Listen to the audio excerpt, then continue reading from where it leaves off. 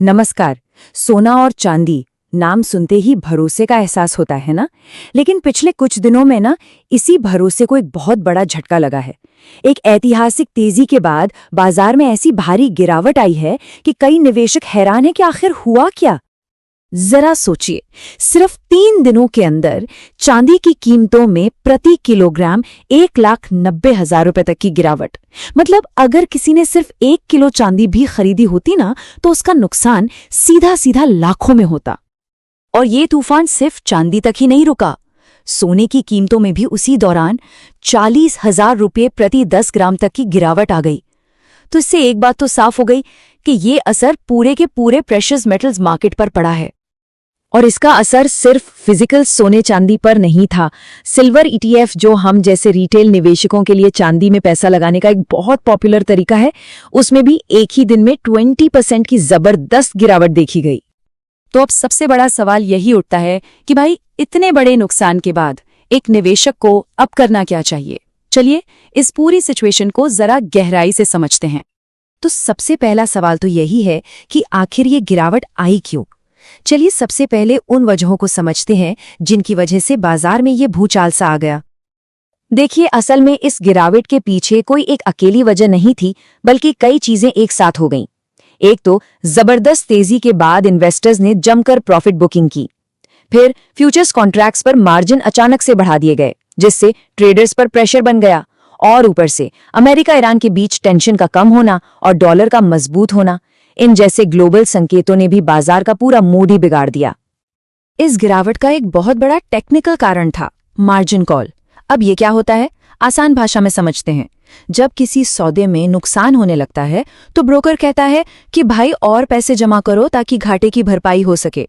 और जब निवेशक ये पैसा नहीं दे पाते तो उन्हें अपनी होल्डिंग्स मजबूरी में बेचनी पड़ती है और इससे गिरावट और तेज हो जाती है। अब जरा इस स्लाइड पर नजर डालिए। चांदी में मार्जिन की जरूरत लगभग 65% तक पहुंच गई, जबकि सोने में ये करीब 27% थी।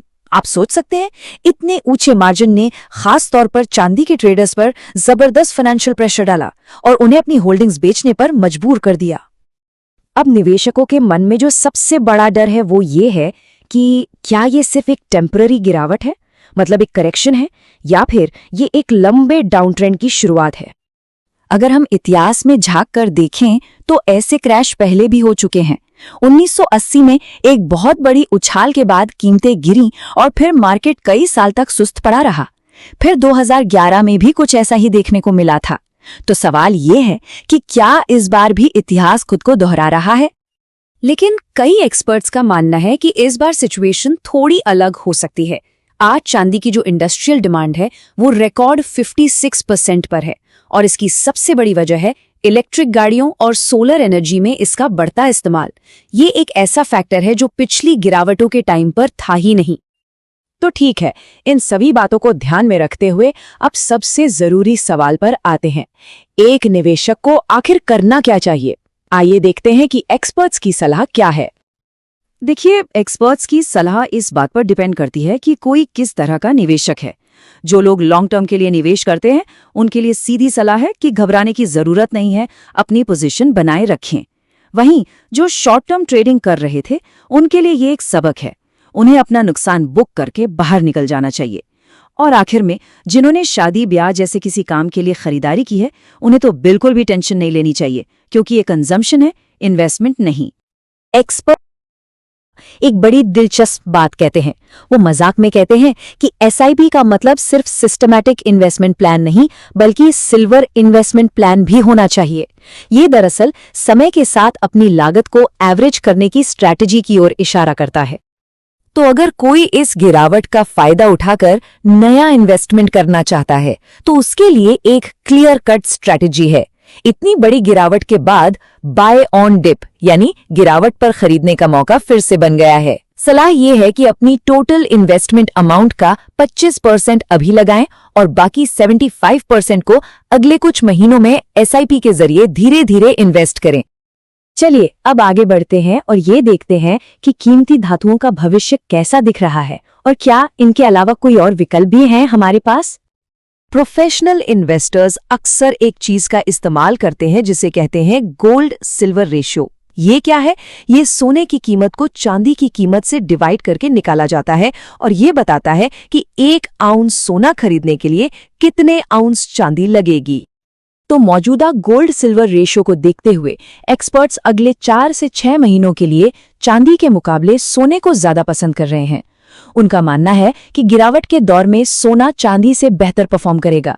इसकी एक वजह यह भी है कि सोने में मार्जिन की जरूरतें कम हैं, जिससे मजबूरी में बिकवाली का दबाव भी कम रहता है। हाँ, भविष्य के लिए उम्मीदों को सही रखना भी बहुत जरूरी है।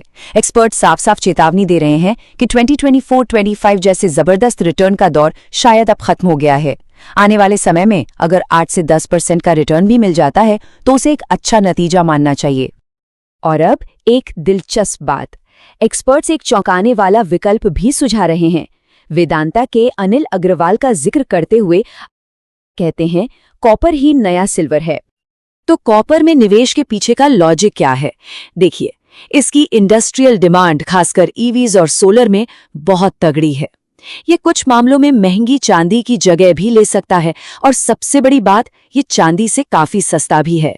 इसमें Nifty metal index, Hindustan copper जैसे स्टॉक्स या फिर डेरिवेटिव्स के जरिए निवेश किया जा सकता है। तो अंत में ये पूरी बातचीत एक बड़ा सवाल छोड़ जाती है।